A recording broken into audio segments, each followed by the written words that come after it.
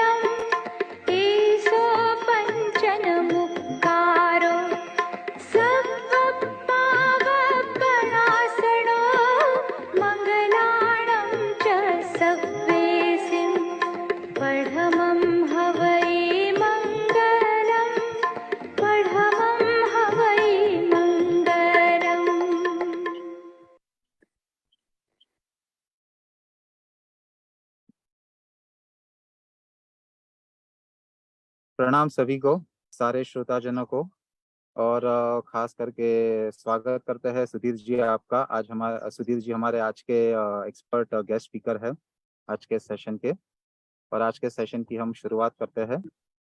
आज का हमारा जो मंथली वेबिनार है वो है it's about the future scenarios for humanity. अब इसको थोड़ा सा अगर मैं सरल भाषा में अगर बताऊं तो इसका सीधा संबंध लगता है ये हमारे जो जैन दर्शन में गृहस्थों के 11 व्रत है उसमें से एक व्रत है जो है दिक् परिमाण व्रत। इसका सीधा संबंध ये व्रत के साथ जुड़ा हुआ है। हमने पिछले हमारे कई सेशनों में बहुत सारे एक्सपर्ट गेस्ट स्पीकर से चर्चा करी है, मेनली अबाउट परिमाण व्रत के बारे में, या उससे जुड़े हुए जो अलग अलग सब्जेक्ट्स है उसके बारे में, that why we should refrain from accumulation of material things. Okay, पर ये एक जो विषय है कि जहाँ पर हमें कहा जाता है कि भाई आपको आपका कार्य क्षेत्र सीमित करके रखना है। आपको आप किस दिशा में कितना आप प्रवास करोगे, कितना एक्सपैंड करोगे अपनी एक्टिविटीज को, उसको आपको एक हमेशा एक डिफाइन करके रखना है, सीमित करके रखना है।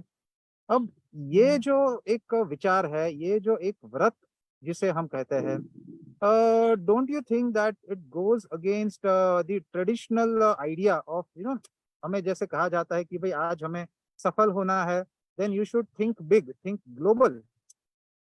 क्या हमारे शास्त्रों में ये विरोधाभास क्यों है?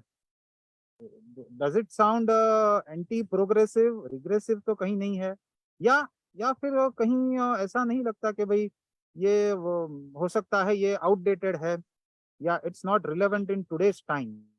तो आज का जो हमारा विषय है वो इन्हीं सारे सब्जेक्ट के ऊपर एक डिटेल्ड एनालिसिस एक हमें प्रस्तुत करने वाला है।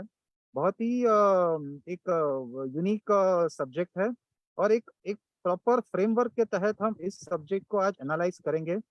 और उसके लिए हमारे जो आज के हमारे वक्ता है, मैं उसका स्वागत करता हूं और उसका मैं आपको परिचय दिलाता हूं। Mister Sudhir Shetty. Sudhir ji by qualification he is engineer as well as MA in political science। ये अपने आप में बहुत बड़ा एक यूनिक कॉम्बिनेशन है। he had very outstanding academic career as a professor at Wilson College, MIT College at Bandra, and he has taught at Mumbai University in various courses, whether it is MA और environmental management, mass media हो, अलग अलग विषयों में उन्होंने बहुत अच्छा पढ़ाया भी है और रिसर्च भी किया है। At the same time he is a social entrepreneur and founder of a think tank organization known as orb trans research and broadcasting foundation. अब ये जो इनकी संस्था है, इनकी ऑर्गेनाइजेशन है, वो हमारे आज के जो एक I mean the human civilization is going through variety of crisis की हम बात करें तो जैसे एक पर्यावरण का क्राइसिस है, एनवायरमेंटल क्राइसिस, जो कि सबसे मुख्य है, सबसे एकदम हाईलाइट में है। बट उसके अलावा भी बहुत सारे क्राइसिस है, जैसे फाइनेंशियल क्राइसिस। हमने रिसेंटली हमारे पड़ोसी देश है श्रीलंका का एक उदाहरण देखा है कि how that spilled over into various other crises, starting from that foreign exchange crisis से शुरुआत हुई, financial crisis, then energy crisis, बहुत सारे अलग अलग संघर्ष जिससे हमारे आज के पीढ़ी को गुजरना पड़ रहा है। तो इन सब ये सारे जो कॉम्प्लेक्स इश्यूज है, how they are all interconnected and how it can be structured into a proper framework so that we can decide how we are going to respond to this crisis, different variety of crisis which may not sound so interconnected, but finally somewhere कहीं ना कहीं वो सबके एक dots कहीं ना कहीं मिलते हैं। तो उन सब के प्रति हम किस प्रकार से इसको रिस्पॉन्ड करेंगे। So he is an explorer. Basically, he's an explorer into such non-mainstream disciplines.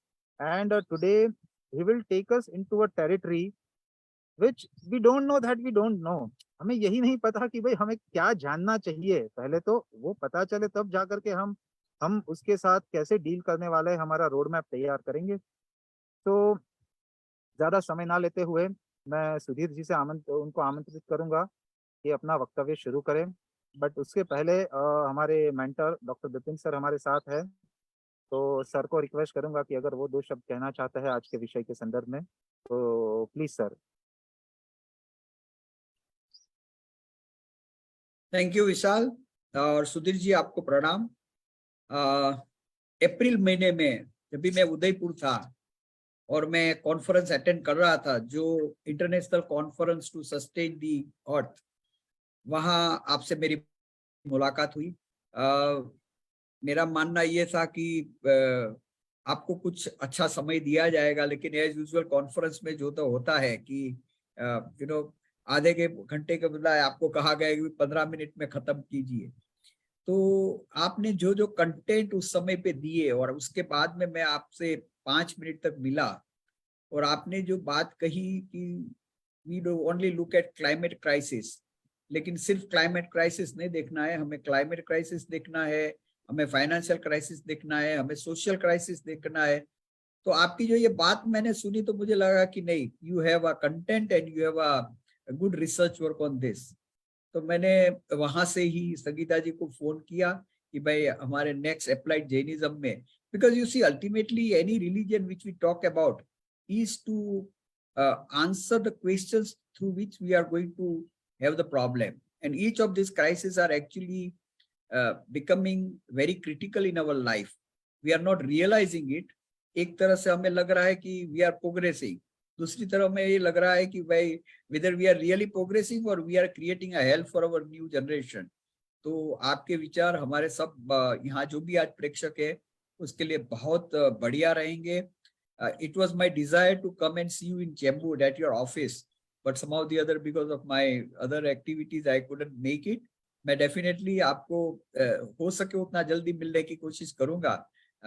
28th of June I am going to USA for 3 months, लेकिन उसके पहले मैं कोशिश करूंगा आपको मिलने की। तो सुधीर भाई, the platform is for you and we want to listen to you, something which is so innovative, something which is so interesting, something which is so inspiring, which will definitely make difference in our life. So welcome Sudhir ji. Thank you. Am I audible to everyone? Yes. First of all, good morning, and I would like to thank Dr. Bipin and Sangeeta ji for and the entire organizing team to give this opportunities to discuss this very critical, complex issue with a smaller group.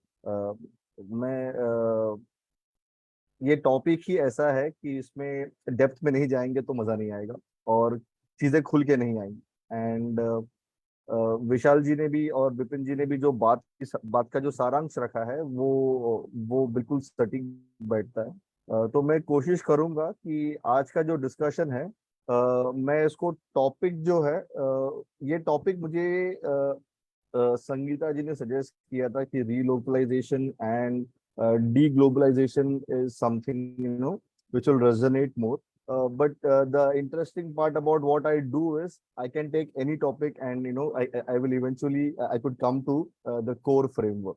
So आज भी मैं वही करूंगा. There will be 2 parts in today's discussion. The first session we will spend very brief time discussing about what is this deglobalization or intensive globalization activity, why this is discussed. Very briefly, I will give my comments on that, and then I would approach the same question from a different lens altogether. So one or two points before I proceed. There is a general disclaimer for those who have not heard me before, that there will be many new terminologies packed in this discussion. Many may be new to you. So there is no need to get overwhelmed, in the sense what I'm trying to do here is create a coherent narrative. So if I'm introducing different concepts, it is only in the interest of introducing that particular lens. At the end of the day, I will try to weave all these lenses and ideas together so that it could make more sense to us. Okay. Please, I would request that if you can note down your questions, and when we would have our question answers session, that time we could take up all of them. The idea is to listen to the entire proposal, and then I will. And one disclaimer, that I am not an expert on all these disciplines. I would know these disciplines to the extent it answers the questions that is important for me. Okay, so I will try my best to address any questions you have. But as a disclaimer, as I said, I don't know. These are such big issues that people spend their entire lives in each of these disciplines. And I have only spent last 5-6 years on these issues. I have my limitations, but I will do my best to defend the proposal to the extent possible. Okay, so I will be sharing my screen now. Is it visible to everyone? Yes. All right. So let me begin my presentation. So this is the broad outline. We will first take up the issue of intensive globalization and relocalization. Then we talk about then I will introduce the crisis response transition framework, which is my core proposal. In the end, we would discuss what could be the best case scenario and worst case scenario that we are confronting.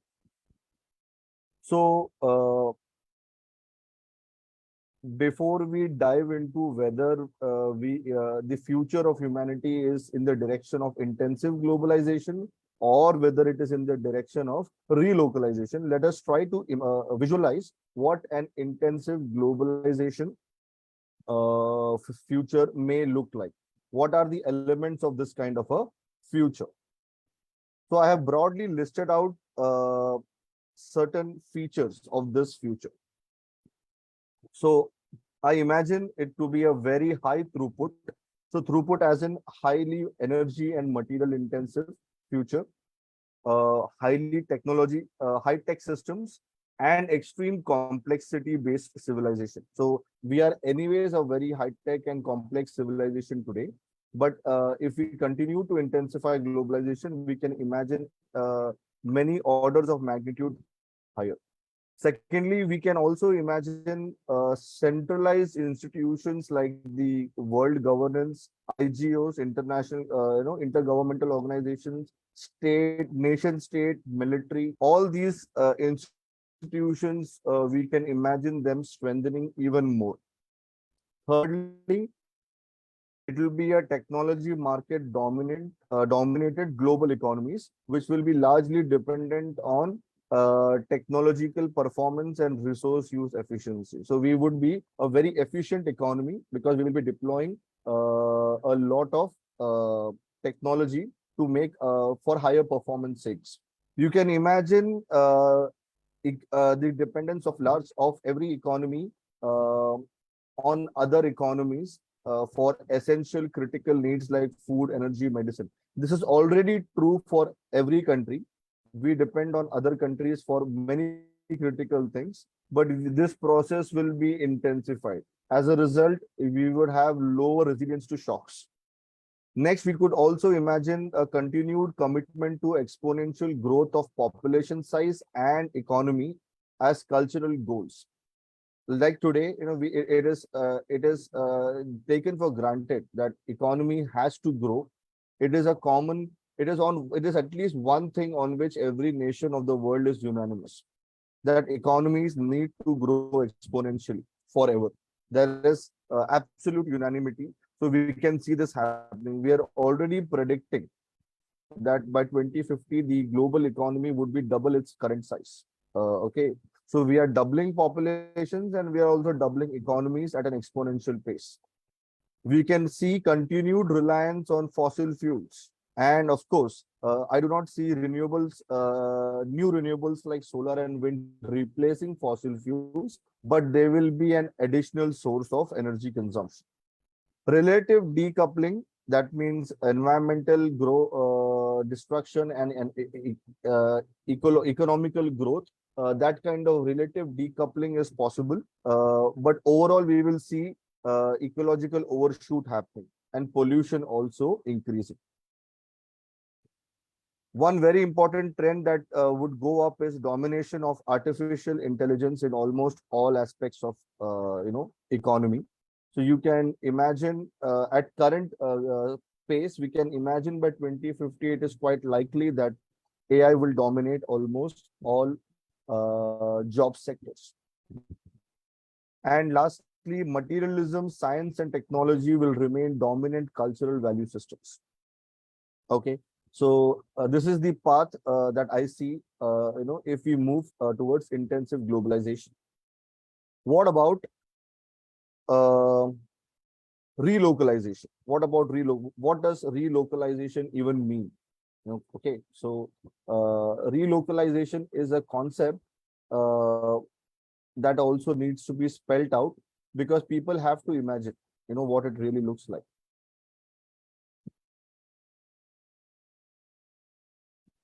So a deglobalized or relocalized world would be very low throughput. That means compared to today, the energy and material consumption would be much lower.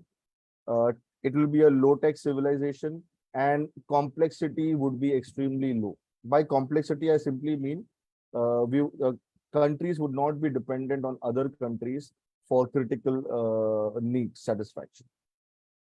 Basically, absence of long supply chains. We would also see in this world centralized institutions losing their power and relevance. We can see emergence of stronger decentralized local institutions like biocultural regions, villages, commons-based communities. Now, commons-based communities have been historically the nature of our civilization, but post-industrial revolution, commons-based communities have disappeared. So we can see kind of an emergence in this scenario. Local economies committed to resilience and self-sufficiency. Okay, that is, most of the production and consumption would happen locally, and the trade, of course, trade wouldn't disappear, but it would not be at current levels. People spend majority of time and energy on survival needs, basically food, water, shelter, security, and with very little surplus for discretionary needs. Entertainment, sports, arts. This is something very advanced, and I don't see relocalization would have that amount of social surplus. And lastly, this is something I'm increasingly drawn towards: re-emergence of nature and religion as society's binding forces and value systems. When current institutions like science and centralized institutions, when they disappear from the scene, society will eventually fall back on systems which have worked in the past. But I do not intend to see going us back. Okay. So I'm seeing a phenomenon wherein we carry the gains of industrial civilization, science, and then we carry these traditional values also with us. So this is broadly what it looks like. Okay, if we go on the path of intensive globalization, what the world might look like, and if we are going along the path of relocalization, what does the world look like? Now, I would like to bring in the context why this is discussed. why people are suddenly discussing globalization or de-globalization. See, because there are two kind of groups of people who are doing this conversation. One is a knee-jerk policy response. There are certain things which have happened in the last 6 years or 7 years, because of which there is a pushback to globalization. We saw a lot of benefits coming from globalization, but now there is a lot of pushback. People don't like every aspect of globalization. And secondly, there is an ideological demand. There are a lot of groups who have been demanding a move away from capitalism and globalism right from the 1950s and 60s, perhaps. So it is this group which has always preferred localized, low footprint, ecologically sensitive way of living. So the demands are coming from both these areas. So let us mainly focus on the knee-jerk policy response from which this whole debate emerges. So when this begins, is this debate intensifies approximately around the time Brexit happens. Britain chooses to leave European Union, and Trump election. And since then, we are seeing a lot of right-wing political parties coming to power all over the world. So one diagnosis is that globalization has not worked for everyone, and many people are left behind. And these elections represent that, people wanting to go back to old ways. So let's make America great again, bring back the jobs, this kind of thing. Okay, so this is a big pushback which came from this phenomenon. Then most importantly, this intensified further from the COVID-19 pandemic onwards, and then Russia-Ukraine war. Both these phenomenon, both these incidences brought some very important ideas or made people realize that countries and businesses are extremely thin. They are very vulnerable to supply chain shocks. See, most of the global economy today runs on just-in-time supply chain. That means you don't have a great inventory, big inventory in your factories. You order it, and your supplies come in on short notices. But these two shocks made us realize that it is not acceptable. We can't be manufacturing medicines with all the critical ingredients, majority of it coming from some other country. If it is not able to supply, then your manufacturing process itself stops. So there is a lot of pushback here also.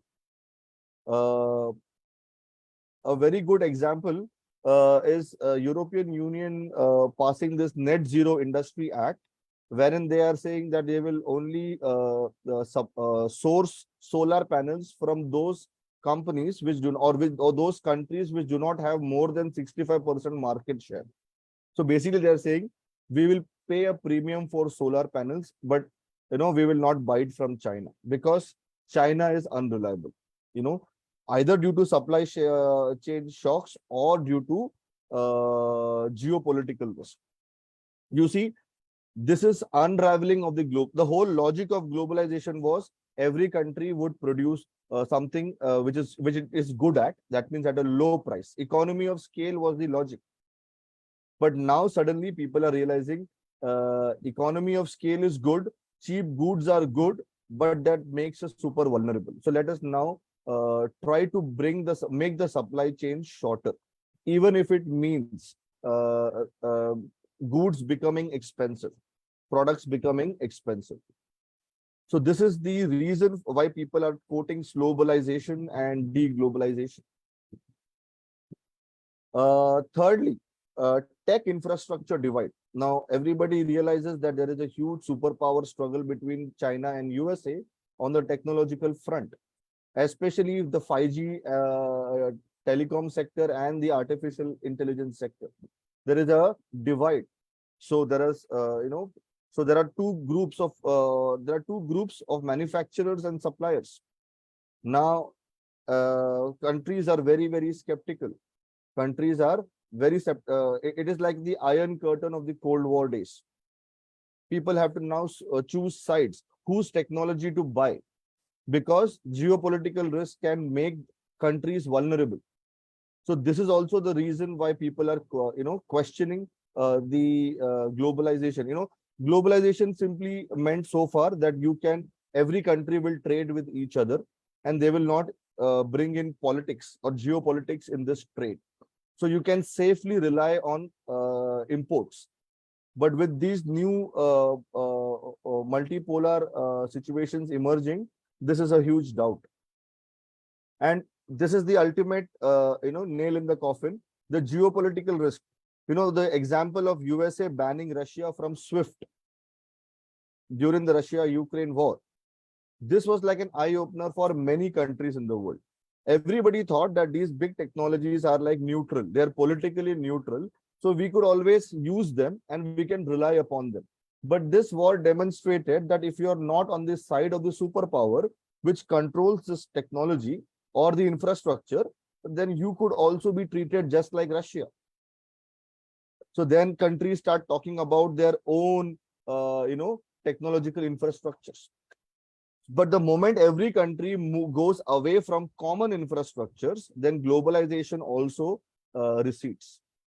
It is not possible if everybody has their own standards, everybody has their own communication infrastructure, etc., etc. Countries trying to move away from petrodollars. These are all examples. So there are a lot of examples why this whole discussion is taking place of deglobalization. So I have certain, and lastly, the debt crisis, which was discussed earlier. What happened in Sri Lanka? What happened in Pakistan? So all these phenomena are questioning whether globalization is the ultimate good. Does everyone benefit or only handful benefit from this? So these are all the contexts in which this debate emerged.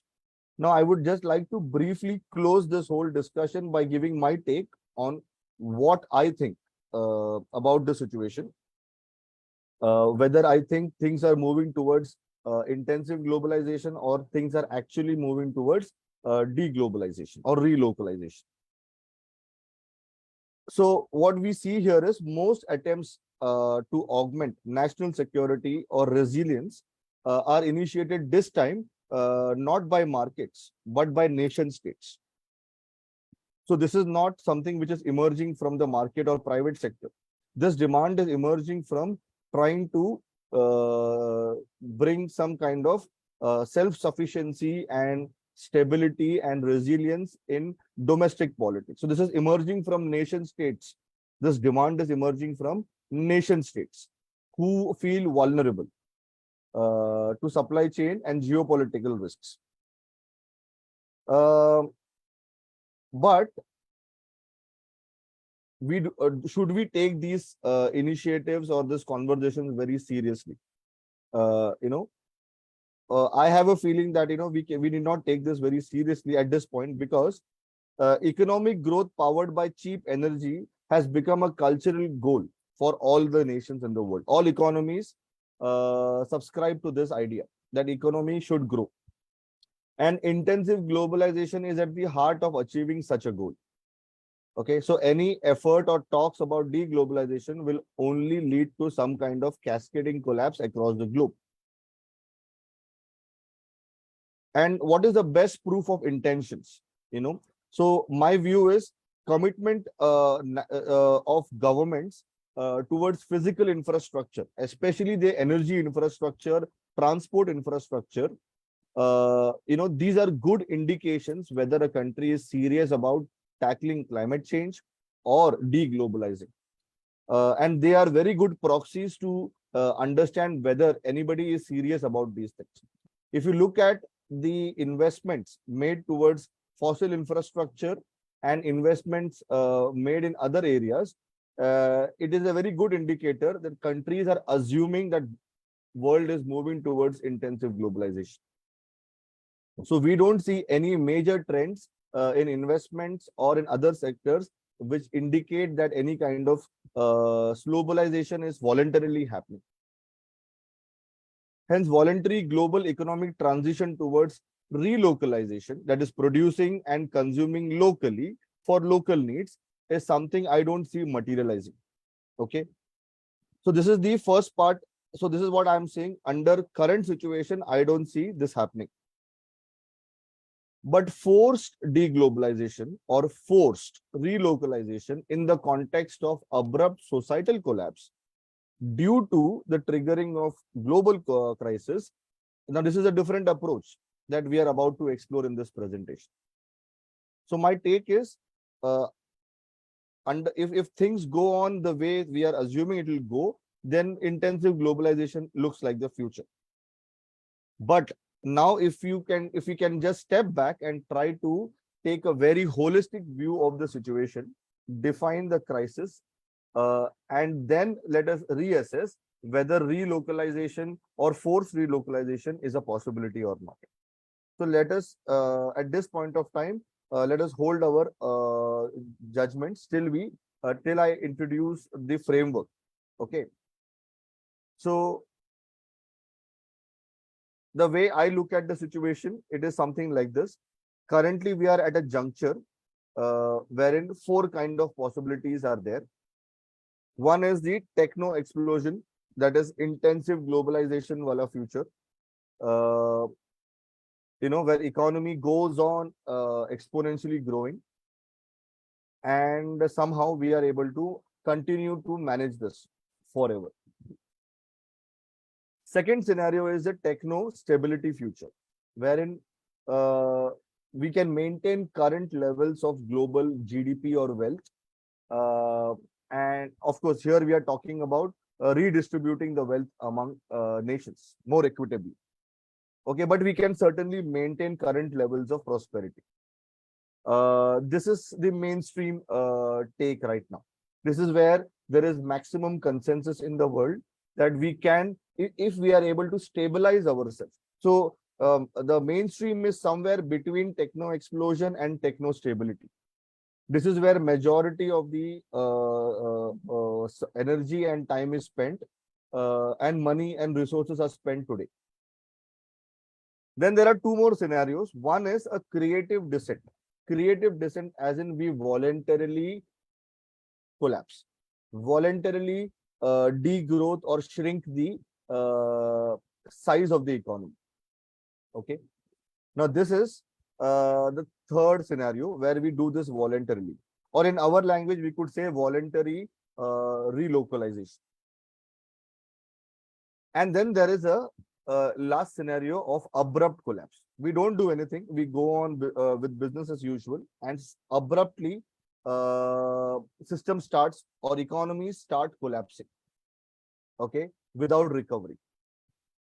So you see, we move in terms of social wealth. We move to pre-industrial levels of energy as well as social wealth. So we will come back to these four trajectories for human civilization at the end of this presentation.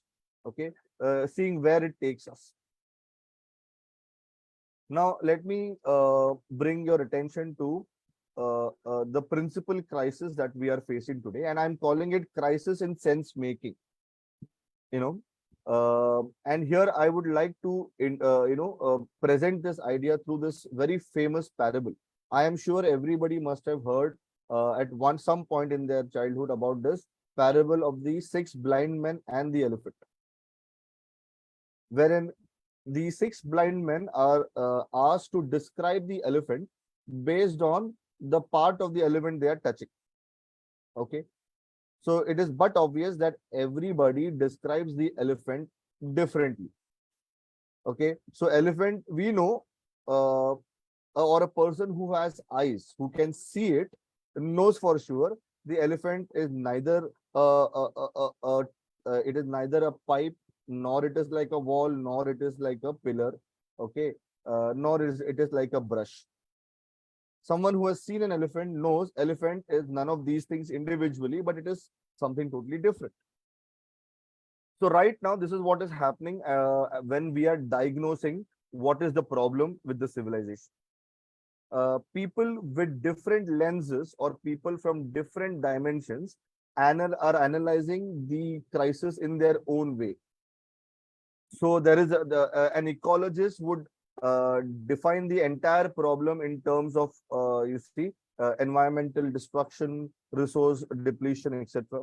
An economist would describe everything in terms of resource efficiency and economic growth, prosperity. You could have a complexity science expert defining it in a different way. A technology guy, a person from a technology background, would try to solve this or define the problem in a different lens.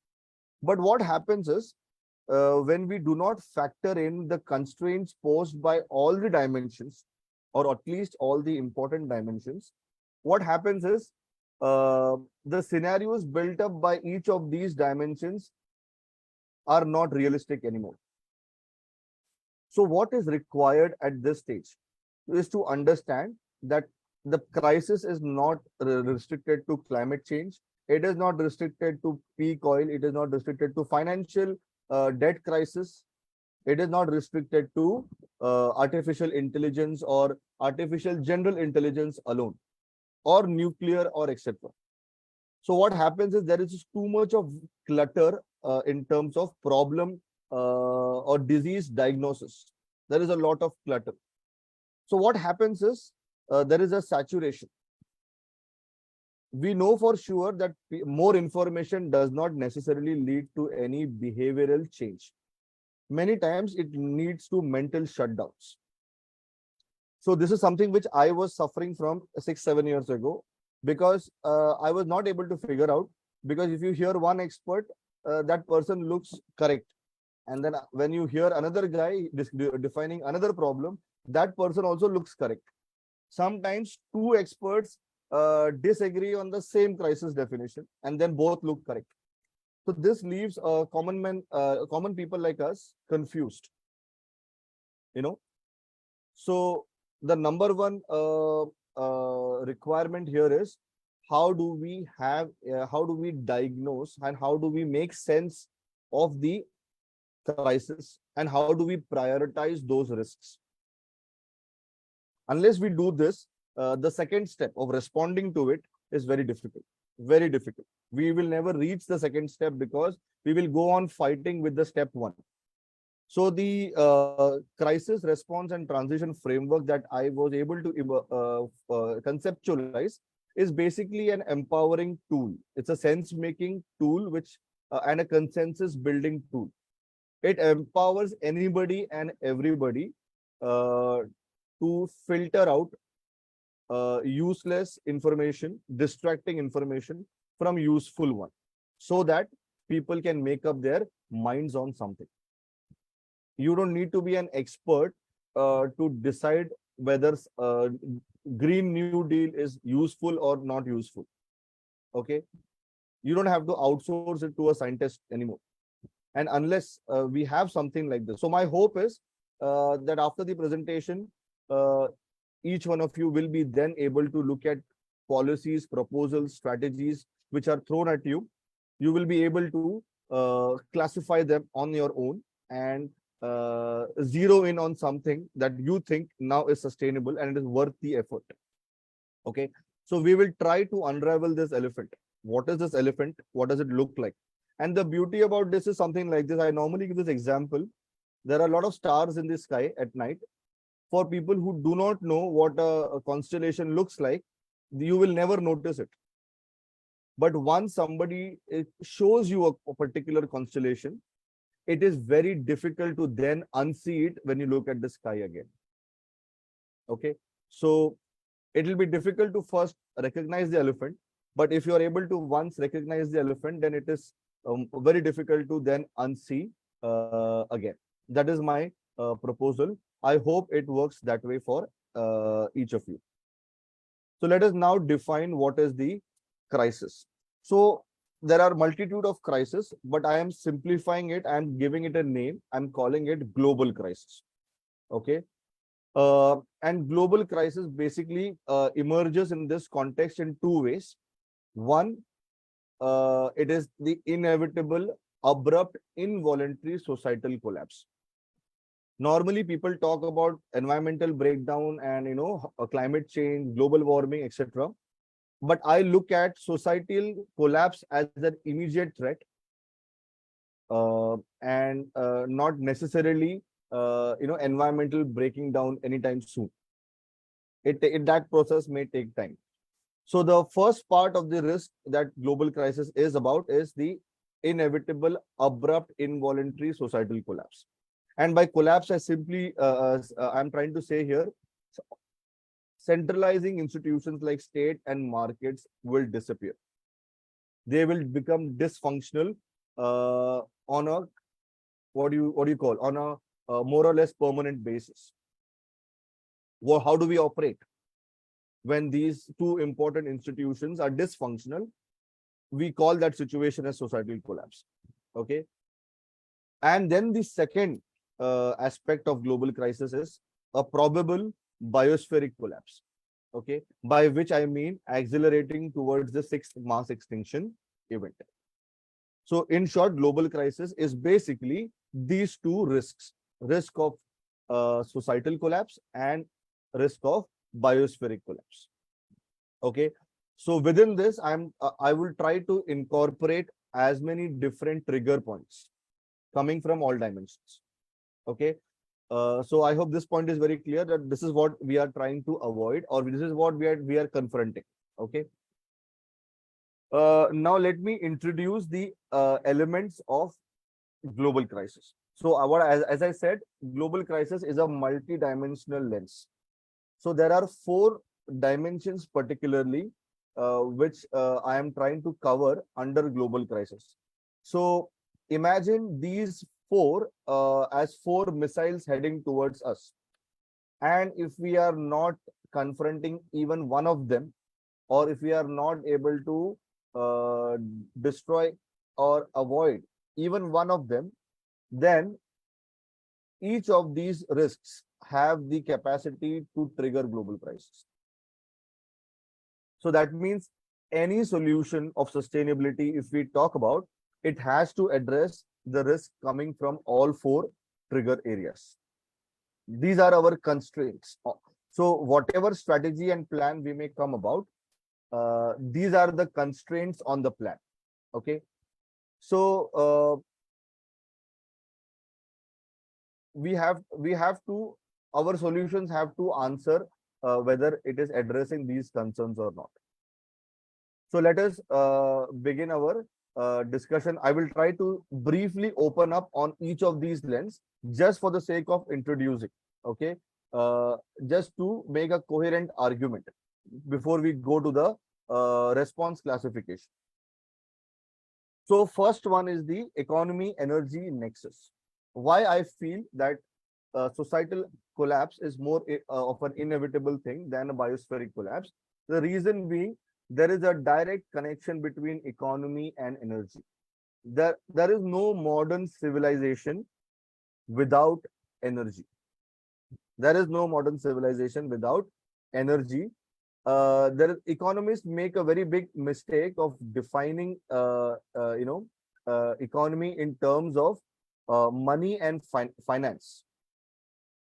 Okay, in real terms, real wealth is basically should be defined in terms of material and energy terms. Real wealth is energy, real wealth is material. Okay, now financial numbers make no sense if it is not backed by material and energy. Simple. Now you have to understand that pre-industrial revolution, we used to consume as a 1 billion population used to consume around 25 to 50 exajoules of energy. Fast forward 200 years, our population has increased 8 times. It has become almost 8 billion. And today we consume energy in excess of 600 exajoules of 600 exajoules. That is our primary energy demand annually. Okay, so this is equivalent. So the per capita energy available for every person is today 9 times what it was 200 years ago. each person has 9 times more energy available for us today compared to 200 years ago. And there is a very interesting concept of energy slaves. If suppose fossil fuels or such energy sources were not available, then how many people would be required? How many slaves would be required to do this work? So one calculation was made, and it is said that to make this global or to produce the world GDP, we require 500 billion energy slaves. If so much energy was not available, we required to 500 billion energy slaves working for us. We don't have 500 billion people. So imagine this energy, if when we lose access to this energy, we are suddenly at a very different level. That is why we call this energy descent future. So remember, there is a difference between losing access to energy and energy depletion. They are two different things. Here, I am not suggesting that we are at the risk of depleting coal, oil, gas. No, I am simply saying we may lose access to this. And that means the death of modern civilization. Okay. Why it is going to be possible? Now we have to understand two terms here. One is energy cost of energy. So to even get some energy, you have to spend some energy. So when coal, oil, gas were discovered, the energy cost or energy return on energy invested was very high. It was a ratio of 1:100. That means if you spend 1 barrel of oil, you would get 100 barrel of oil for using end use. This number has now reduced to 1:18 for oil. It is 1:52 for coal. And for solar and wind, it is 1:3. You see, you have to understand one thing. When the energy cost of energy is less than 5%, okay, then the global GDP flourishes. And this is documented that whenever the energy cost has gone above 5%, between 5 to 10, it has triggered recessions. So this is a very important metric to understand. And what is happening is we have depleted all the cheap oil in the world. All the low-hanging fruits we have already consumed. Whatever is now available is much deeper, requires more technology. That means the price, the cost of accessing it will go up. And remember, this cost is most important. Today, our petrol price is 100 rupees per liter. We will still drive our car. But when it becomes 1000 rupees per liter, we will not drive the car anymore. It's inelastic in that sense. Similarly, society cannot afford to spend more than 5-10% of its wealth or 15% of its wealth on energy, because we need surplus for other things also. So ऐसा नहीं है कि the cost will go up and we will go on buying it. That won't happen.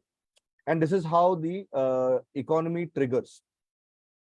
So I will come back to this point later, but yeah, this is a very important point you have to understand. The energy cost of energy is going up. Energy is still available. Don't go by production numbers. We have paid a very high price in terms of accessing it, and secondly, the pollution which comes with it. So the available oil, coal, and gas is extremely polluting for the environment, and it is extremely expensive. There will come a point where we may not be able to afford it. Simple. Energy will still be there. And the second risk comes from the fossil stranding situation. If we take climate change, global warming very seriously, and if we decide we don't want global warming, and we say let's not use fossil fuels, let us keep them stranded, let's not dig them, mine them, then also we are facing the same problem. Modern civilization cannot function without fossil fuels. I will come to this more in the coming slides, but these are very important points. So what we are noticing here is the financial economy is growing. Financial economy is growing, but the material and energy economy is not growing. And it is several times higher than financial economy is several times higher than material economy. So the $102 trillion of GDP that we are talking every day, it is not backed by real assets. So we get confused by virtual assets and real assets. The pension funds and all the stock markets and all of this is not real wealth. It is basically a bubble that we are creating, and we are creating more bubbles like this. At some point of time, this bubble will break. So we talk about Jeff Bezos, the Amazon owner, with $100 trillion wealth. But all of this wealth is basically just numbers. It is not backed by anything real. If he tries to convert it for real assets, there may not be anything real there for conversion. So this is something which happens with every civilization. I will come to this point. So I hope everybody understand economy and energy are closely connected, and energy cost of energy is becoming untenable at this very point. And there is nothing which can replace fossil fuels to run modern civilization. Okay, we can go into this question maybe in Q&A about why I'm saying so. But as of now, please take it on my word. We could explore this in the Q&A session. Then coming to the second aspect, what do you mean by complexity? And so for that, I'm trying to explain this like this. Just like, so you have an ecology on which simple autonomous human societies have always existed. Right from hunter-gatherer to post-agricultural revolution, villages, simple autonomous societies have always existed, but some of them emerge into large empires. And it is these cities or empires that we are calling complex civilizations. So remember, complex civilizations have emerged, and they emerge on top of simple autonomous societies. Okay. So what is collapse in that context? Collapse is basically simply, see, when a simple autonomous society becomes high, increases its food surplus, increases its population, roles become specialized, centralized organizations are created, it becomes an empire. So collapse is basically loss of this abrupt, sudden loss of this complexity. So civilizations emerge, they last for a few hundred years, and then suddenly, for many reasons, they collapse. Collapse does not mean everybody dies. It simply means the civilization loses its complex features and becomes once again simple autonomous societies. Why do I say this? Because there has been this long history of civilizations emerging in the last 4,000, 5,000 years. So this is a very important article which was published in BBC. The author was Luke Kemp, and he's analyzed civilizations. And we are familiar more with the Roman civilization here. We are familiar with its collapse. So when Rome collapsed, Rome did not disappear. Rome still exists.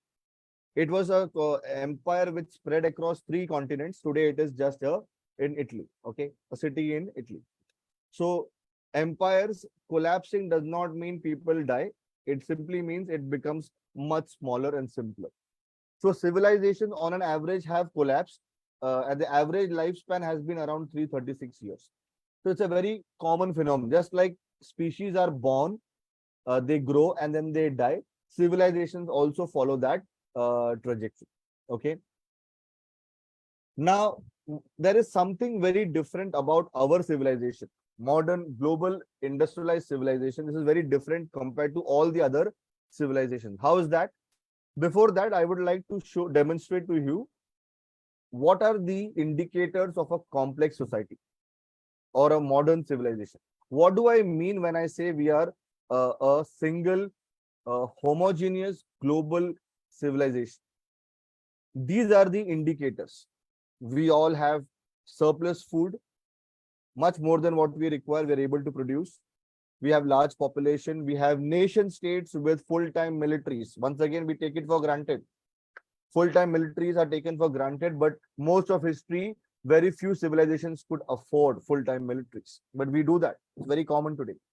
Urbanization, majority of the population living in urban areas, very uncommon, but today it is true. 24/7, 365 days, we get water in our taps. Pipe water, we take it for granted. Energy, electricity, sewage disposal, we don't worry about after flushing. Now, this is very unprecedented in entire human history. Global supply chain, tourism, people moving around the world for fun. Everybody does it. Leisure, entertainment, space establishment, satellites, all these are indications. This is something very we are the rare, this is the last few generations are the rare, we are the rare exceptions.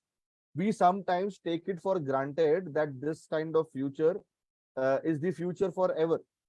But whatever we are experiencing today, in the last few generations, this is a one-time party. It is a one-time lottery for us.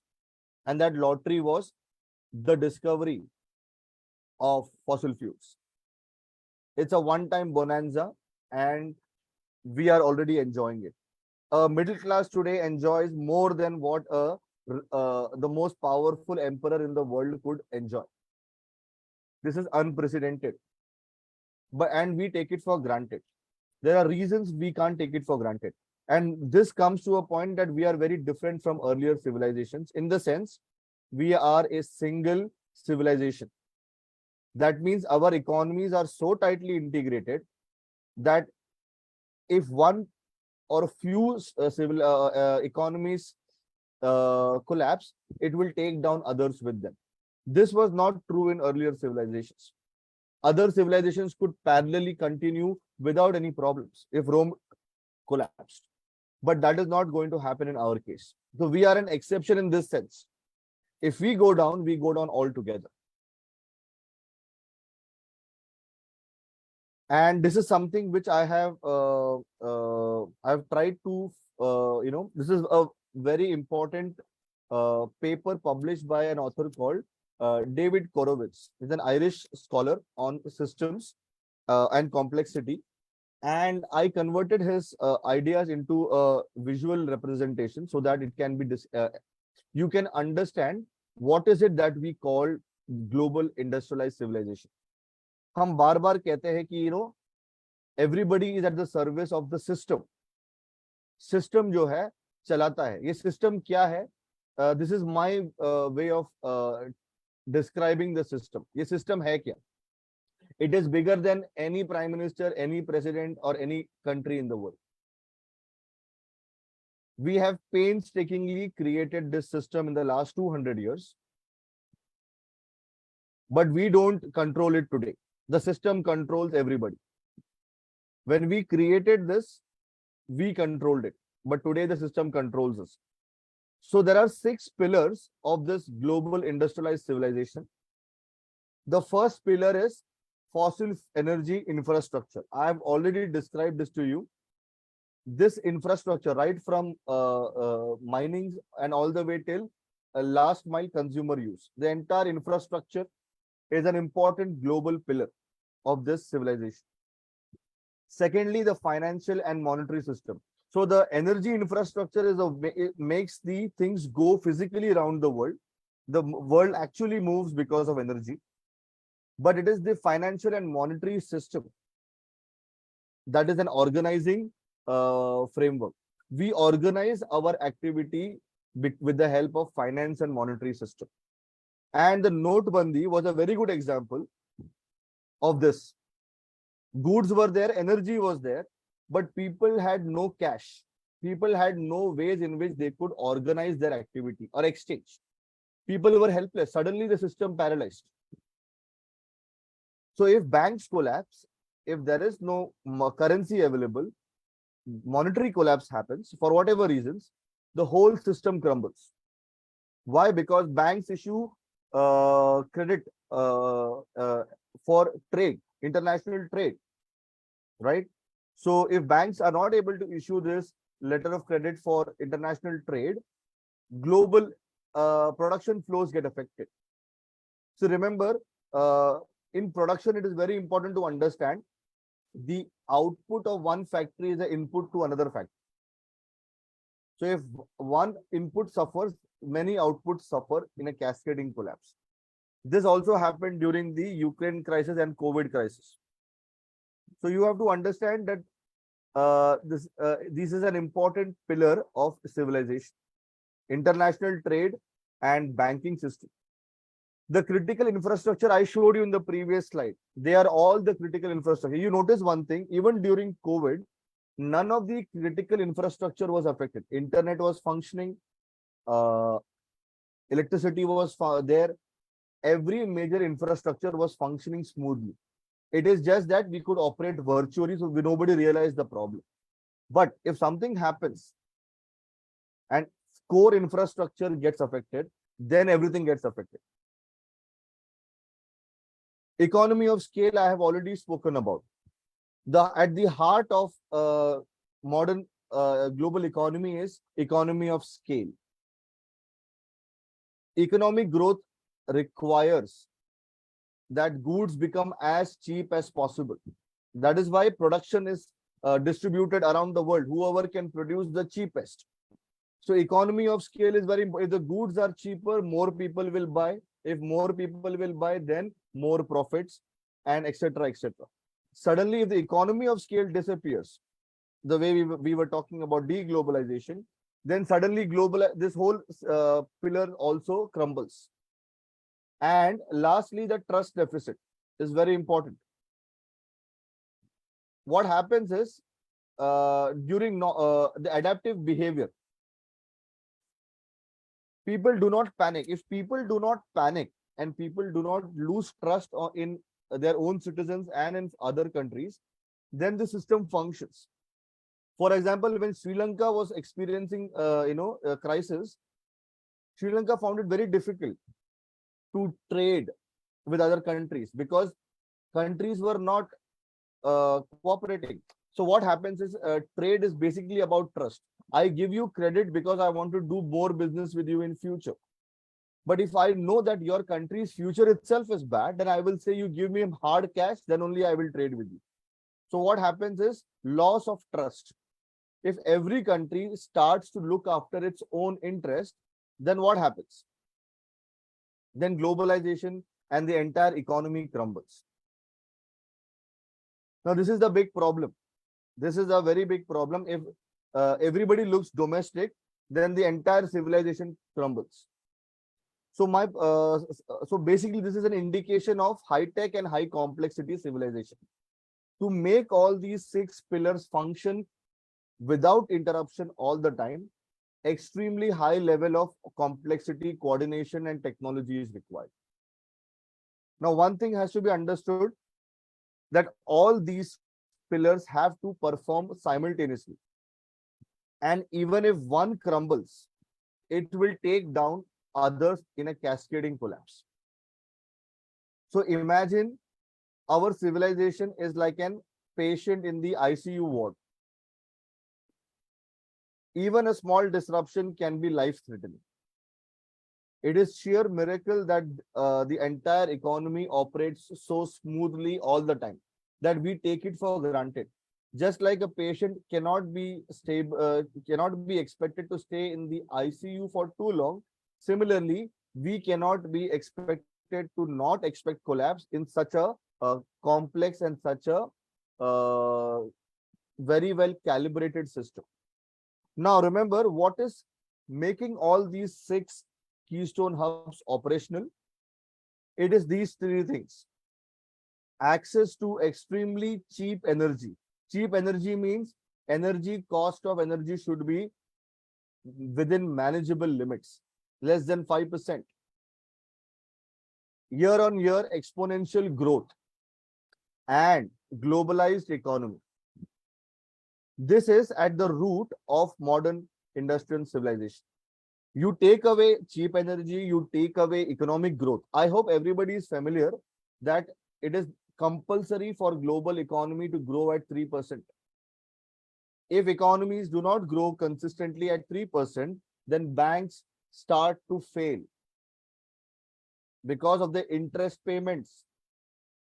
So it's a compulsion on the system to grow continuously at a minimum percentage. Okay, so this is a very tricky thing. We have to keep on growing, and to grow you have to be globalized. You cannot be satisfied, you cannot be content. That is why you notice that we produce not because of satisfying need, we produce for the sake of producing. Every country, every manufacturer, every company wants to be the number one. Everybody wants higher sales the next year. Why is that? Are people crazy? No. It is a systemic demand that everybody grows. We are slaves to this system. Whoever does not cooperate with this system loses out of the race. Any country, any company, any individual. So this is what controls politics. This is what controls economics. This is what controls day-to-day decision making of everyone. So whenever you talk of system, this is the system. We are all at the service of this system. Every government, every company, every organization is at the service of this, of the goals of this system. If you are cooperating with the system, you grow with it. And if you do not, you are out of it. It is this invisible system that we have to understand. Economic growth is an imperative compulsion on the system. That is why you will notice that environment and none of these things are stopping us from anything. Because if you stop, you start crumbling. We have devised everything around economic growth. So this is what happens with every civilization. Year on year, every civilization becomes big, it spreads itself too thin, and then there is diminishing returns on the system.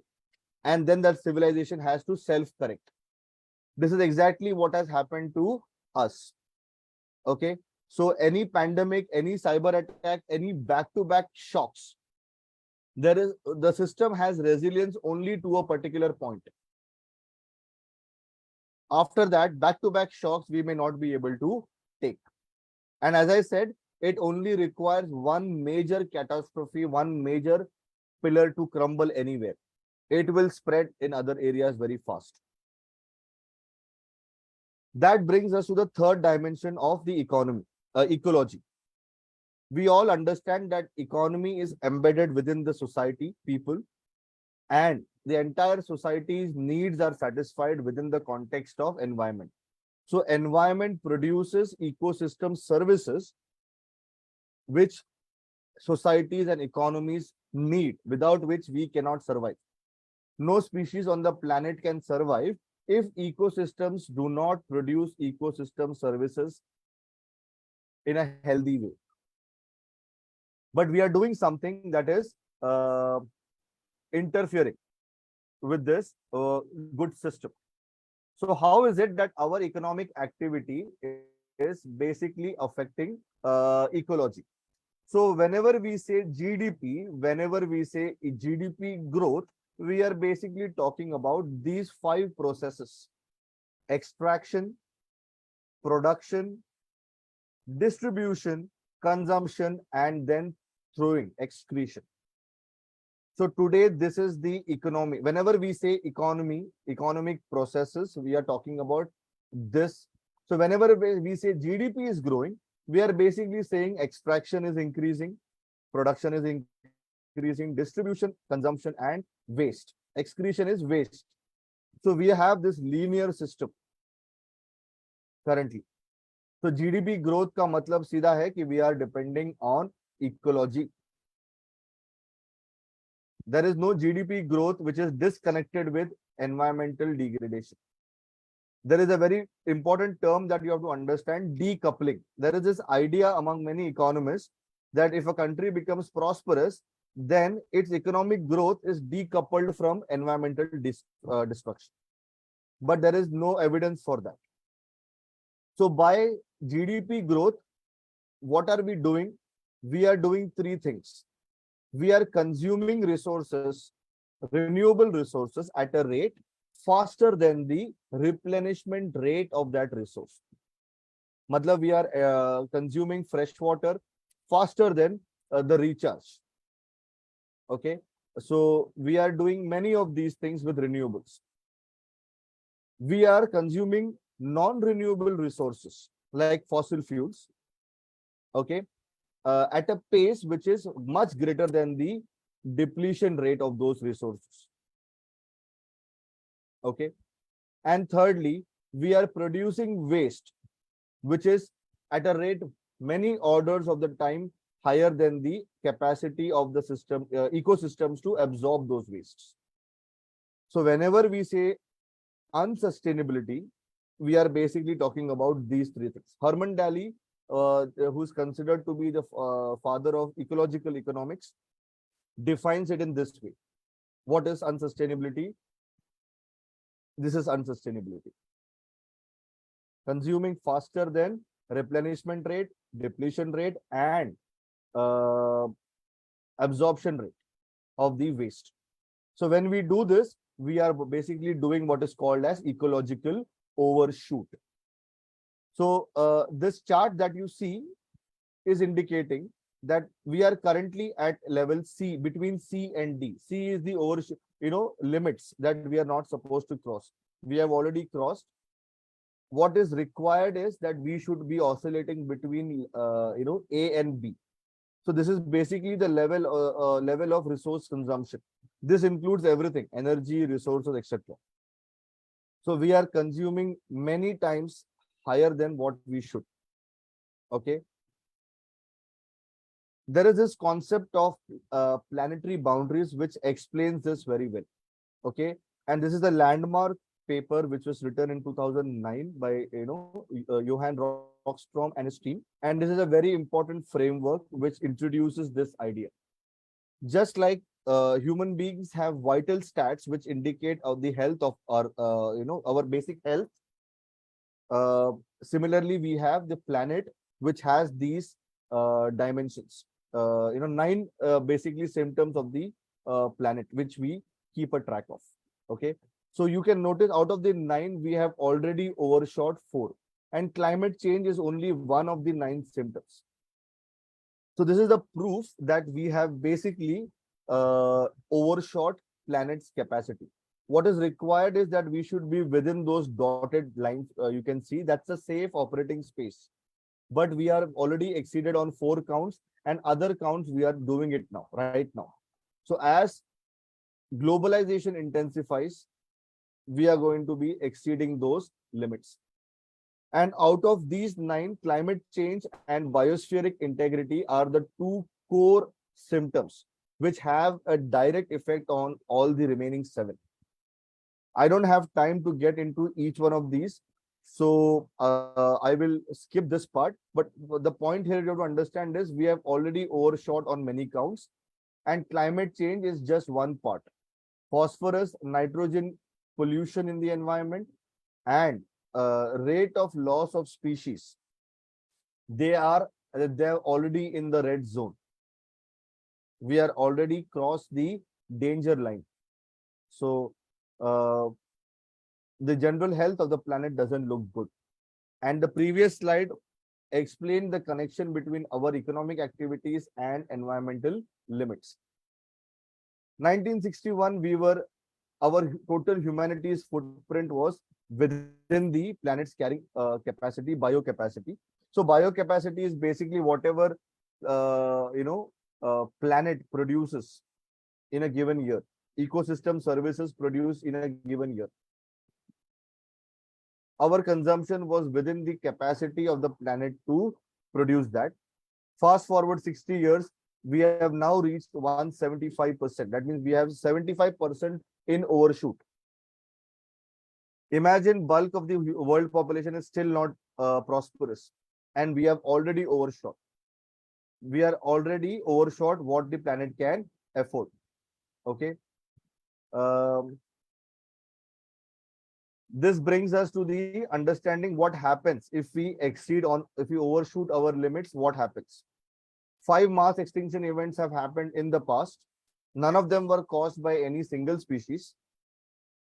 So we are the unique in this phenomenon. Okay, so mass extinction basically means mass die-off of many populations and the ecosystems collapsing completely.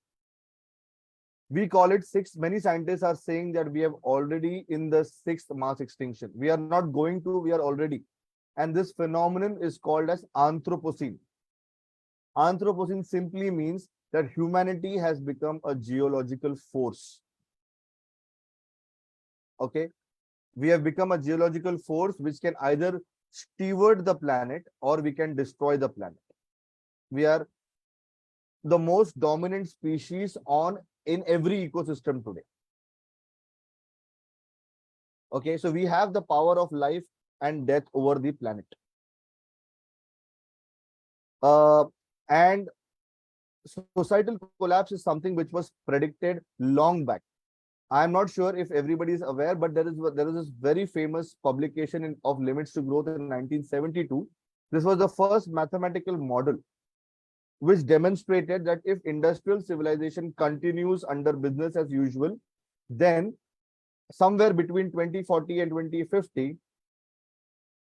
we will experience some form of collapse. Okay. This was predicted in 1972. It was heavily criticized because economists and scientists believed that the earth was so abundant that it is impossible for us to overshoot. Fast forward 2017, a Harvard researcher, her name was Gaia Harrington. She rerun the numbers on this study, and she was surprised to notice that the data matches the prediction. We are on track to the prediction made by this mathematical model. So anybody who wants to understand what I'm trying to say here, then Limits to Growth 30 years update is a must-read book. It is very convincing in terms of the numbers and scenario analysis. So what is required for us is to have a one planet civilization or one planet living. Currently, we are living as if we have 2 or 3 planets. Our economies our policies are such that we are assuming that there are 3 planets. So there is a requirement of bringing down our throughput radically. So this is the ecological overshoot analysis. Okay, there is this very important point I wanted you to understand, that there is a lot of work going on, and I normally call this work as accountants of the carnage, in the sense we have enough data to know that this trajectory is harmful, but most of the research and most of the work of experts and scientists is moving in the direction to tell us how precisely we are going towards the edge of the cliff. So I don't particularly see any sense in that, because it makes no difference when exactly we are going to fall off the cliff. Once we understand that we are heading for a cliff, that then we need some corrective action or we need some preparation.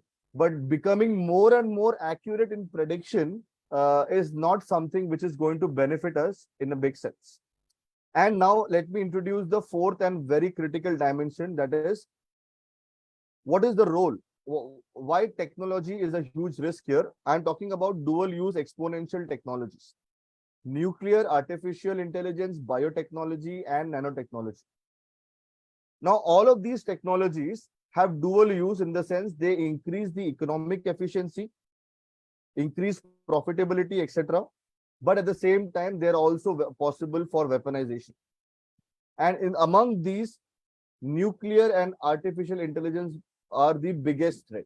So I will not go into bigger details here, but we have to understand, just like the remaining 3 risks, this is a risk we have to tackle,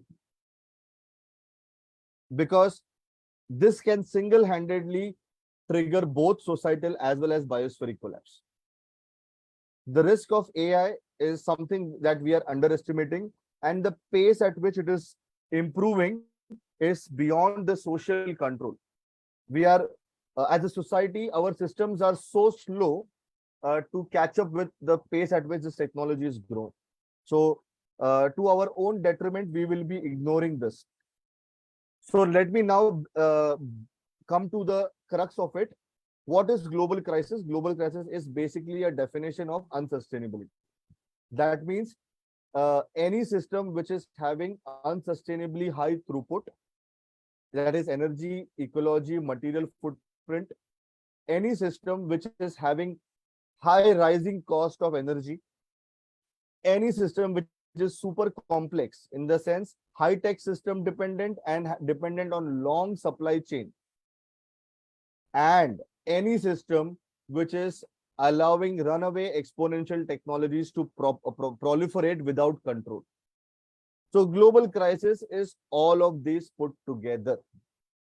So global crisis is equal to unsustainability. So if this is unsustainability, what does sustainability look like? So any sustainable solution, any sustainable response strategy would have radically lower throughput at the global planetary level. By radical, I mean at least 50% to 70% lower than today. Two, it will be running on renewable energy. So what do I mean by renewable energy? Any system of energy, which can be produced and implemented using renewable energy. So solar and wind are new renewables which cannot operate, which cannot be produced without fossil fuels.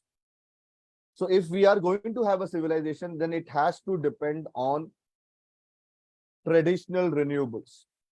That is biomass, human animal power, wind, water mills, etc. etc.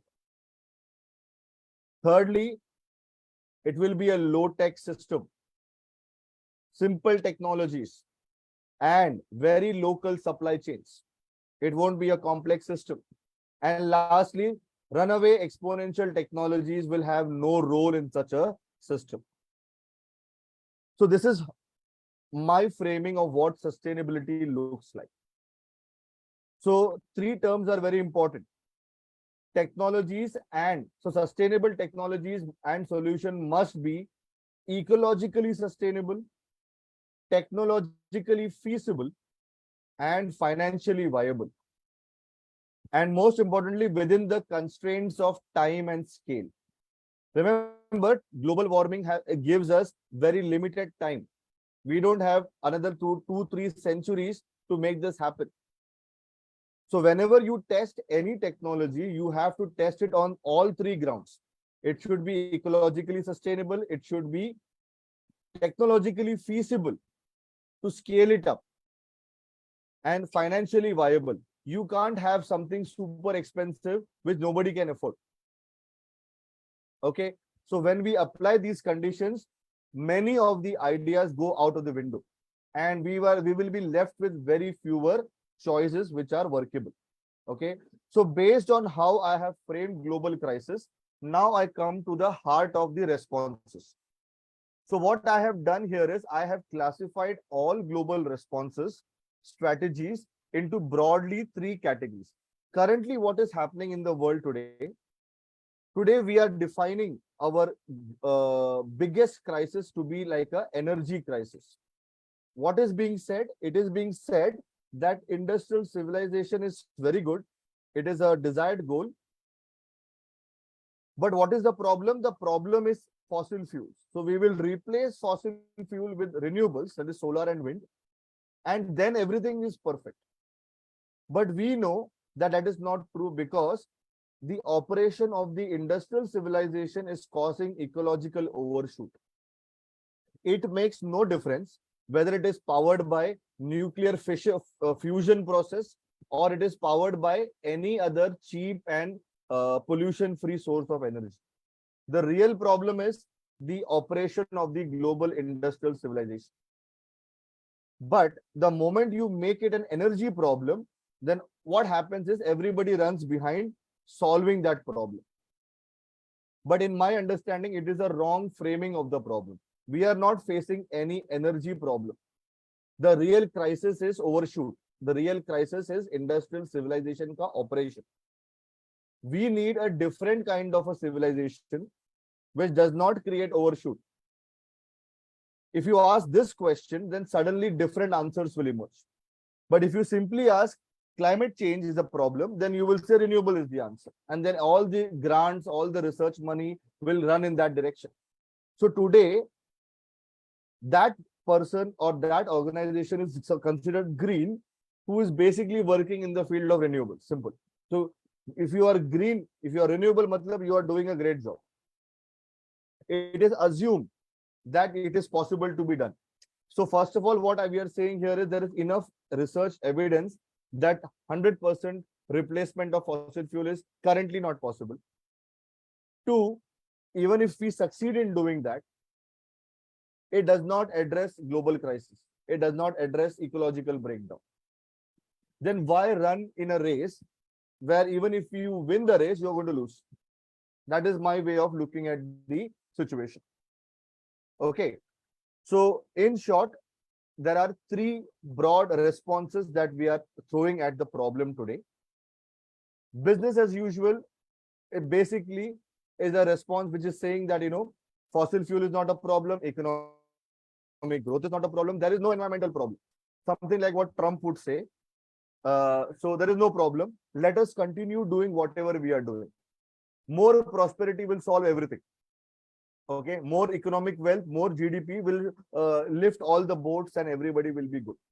So no need to change anything. That is a business as usual approach. There are very few organizations and people of this kind. The majority is in the weak sustainability category. Weak sustainability is simply saying that environmental problem is there, but it will be solved by technology and markets. Okay, so you can see all the examples on the right side. Sustainable development, green growth, circular economy, GDP, urbanization, all of this is an example of big sustainability. It looks like it is solving a problem, but it does not address the core issue. So what is required right now is a strong sustainable response, which acknowledges that industrial civilization operation itself is a problem, and it believes that markets and technologies do not have the answer to the predicament that we are facing. So we support those efforts which are taking us towards or preparing us for a societal collapse like situation and whatever comes after that. Okay, so if you can look at any proposal, policy or strategy, and if you can classify into BAU, weak and strong, then your job is simplified. Okay, so what is transition? Transition is basically moving away from where we are today to where we want to be, what is more desirable. So this page you can see, these are the examples of what today gave. Sorry to interrupt. Yes. अभी और कितना अभी presentation बाकी है? एक 5 minute में wind up करूं? हाँ, because then we should have time for Q&A as well. I realize that I will wind up soon, and then we can go for yeah, please. Yeah. So this is what current game A looks like. This is where we are today. But what is happening right now is we in my understanding, we should aspire for strong sustainable responses and a strong sustainable future. So these are all the efforts, commons-based efforts, bioregionalism, open source initiatives, transition towns, eco villages. I don't have time to go into details of this today, but these are the efforts which have the potential to take us to a more sustainable future. Okay, so it is important that more light is thrown on their efforts, that we understand the potential of these efforts and these strategies, and enough resources should be diverted in this direction too. So coming back to the final thing, in my understanding, we are in between creative descent and collapse, kind of a abrupt collapse and creative descent. So abrupt collapse is something that is most likely because of the following reasons. You see, the human nature itself is going to be the biggest obstacle. What is this Homo sapien is saying? And so, while the end of the world scenario will be rife with unimaginable horrors, we believe that the pre-end period will be filled with unprecedented opportunities for profit. So this is exactly what goes on in boardrooms of corporations. They would like to make profit from this sinking ship also. And this is something, it makes most sense to us. Assuming the present trends continue, the odds are quite good that we will be the best informed extinct species on the planet. Even with all this information, it is unlikely that we might do something before it is too late. Okay. We have this ostrich-like mentality. Whatever doesn't conform to our preferences, we tend to ignore them. Okay. So coming to the final conclusion, we are facing a catch-22 situation. Catch-22 situation in the sense, everybody understands that we should do some critical surgery to this system, but nobody does it. This is the big problem. So deglobalization, relocalization, fossil fuels stranding, all of these are examples of that critical surgery. The problem with this surgery is, if you do it, the patient will collapse immediately. And if you don't do it, after some time, the disease will kill itself. So no government, no leader wants to do it. And that is why you will see that the climate negotiations have been going on for the past 4 decades, but nothing has happened. The needle has not moved. This is one of the big problems of this situation. As a result of this, I am forced to conclude that the most likely worst case scenario is we confront a societal collapse like scenario unprepared. So my view is we cannot avoid a societal collapse because of the situation in which we are. So worst cases, we go in unprepared, and the best cases, you prepare for this transition and wait for the we do all the preparations necessary to deal with this transition. That is something which is not happening. I would apologize for taking more time than was actually allocated. Now I am open for questions. Ajit ji, if you can please coordinate this Q&A session. Yeah, sure. Jagat ji, you had a question.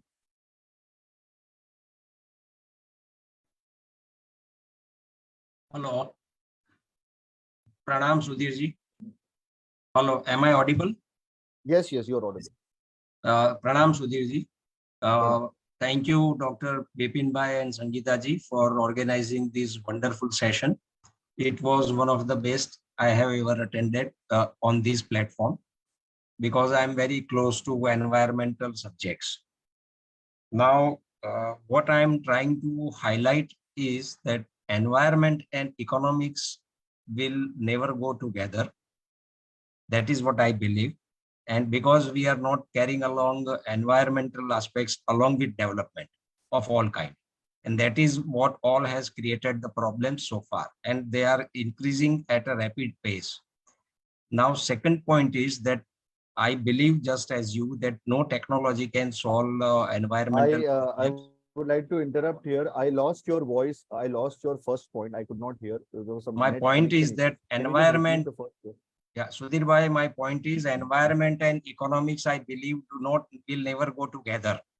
The speed at which development is taking place and human population is increasing, agriculture land is going down, cultivable land is going down, and we will not be able to sustain the population at large with whichever technology we come out with.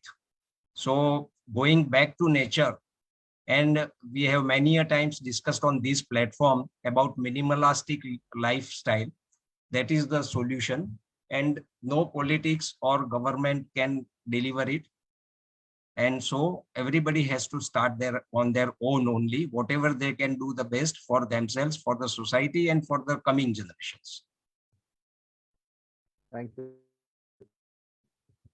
I just would like to add to that.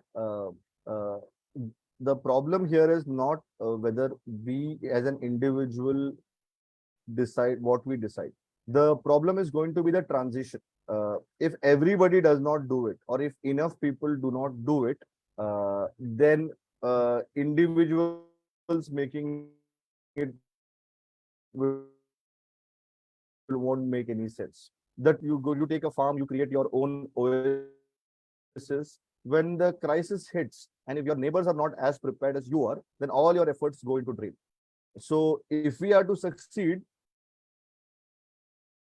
then we need a significant mass heading. And I totally agree with you that top-down systems are not designed for addressing this predicament Yes. that we are facing. That's And true. communities are the only hope. There is no safe future for an individual. There are only safe communities. So that, because normally what happens when we hear all this, people become preppers and they try to secure themselves. But unfortunately, the problem is so huge that we cannot be safe as individuals. We have to seek safety only in communities. How we do it is the biggest challenge. See, one of the good examples is, say, Mizoram and Bhutan. They are practically carbon neutral. They are going everything along with development, maybe slow and small development, but they are all carbon neutral and living a happy and organic type of life. So that is one successful model which can be at the policy level. If implemented from the top, only then it will make it work. As I Otherwise, said, it's a bad luck that we have taken birth in this generation. yes. So this is the best and worst of time. Thank you. Ruchika ji, you have a So question. we have the best stuff. Ruchika ji, can you unmute?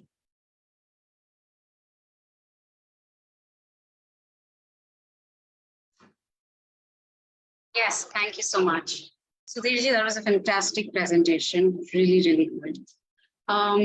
You said that IPCC and COP are the carnage, the accountants of carnage. And I would just want to know your opinion as to why do you say that? I didn't refer them as accountants of the carnage. See, they are anyways compiling the work of other published literatures, peer-reviewed literature. I was referring to the effort of people to scientifically prove as accurately as possible their claims. So my whole point is, even if one day they prove with full accuracy that in 5 years exact time this is going to happen, it will make no difference, because it is not that the policymakers do not understand the risk. It is just, so what much about the problem. It is not okay to talk about alternatives or make a radical shift in alternative. So accountants of the carnage, in the sense, keep everybody busy with the research and work. Right. But at the end of the day, it does not trigger any action work. Right now, the more data or getting sinking in more data is not going to help our situation. Knowing is enough that this is not sustainable. So then the more talk should be about what is sustainable. But then IPCC coming and telling us, oh, we were not we were wrong, or we underestimated. It will be because most of the data is 7-8 years old. By the time they get published, they are 7-year 8-year old data. So can you imagine, they will always be and being scientists, they will be conservative in the report. See, scientists themselves will never say something sticking their neck out. That is the first point. They will always put play it down. Secondly, whatever IPCC says is a political consensus. It is not a scientific consensus. Right. And political consensus will always is committed to the service of the system, which I was talking about. The system wants growth. If anything is going to any surgery which affects economic growth, it is not acceptable. So when you and I know it already, then why bother too much about the warnings? Why bother too much about the next warning? report. Now all the predictions of IPCC are taking 2100 as the basis. Now what is the logic behind that? Why 2100? What is the reason behind it? There's no reason behind it. So you are assuming that every problem is 8 decades away. Now what happens is when you say 8 decades away, all people who are deciding, they're saying, okay, I am going to be dead. I don't have to worry. So different kind of decisions happened. So that is why I said it's okay to have numbers. Even I research, but then beyond the point, I don't bother about accuracy. I am more concerned about action. That is why I made that comment.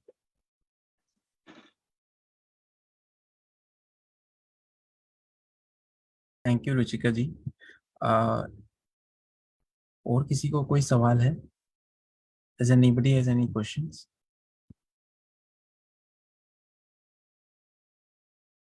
Vishal ji? Yeah. So if there is no other question, then we can wind up today's session. It was really a wonderful session. I mean, it raises more question than providing a simple, straightforward answer to the problem that we are facing, and that is because this problem itself is so novel, so complex that requires a lot of brainstorming. I think it's a good beginning. You have provided a very good platform, Sudhir ji. I mean, you have introduced us to the problem in a completely different manner, which I mean, the aspects which were not known to us.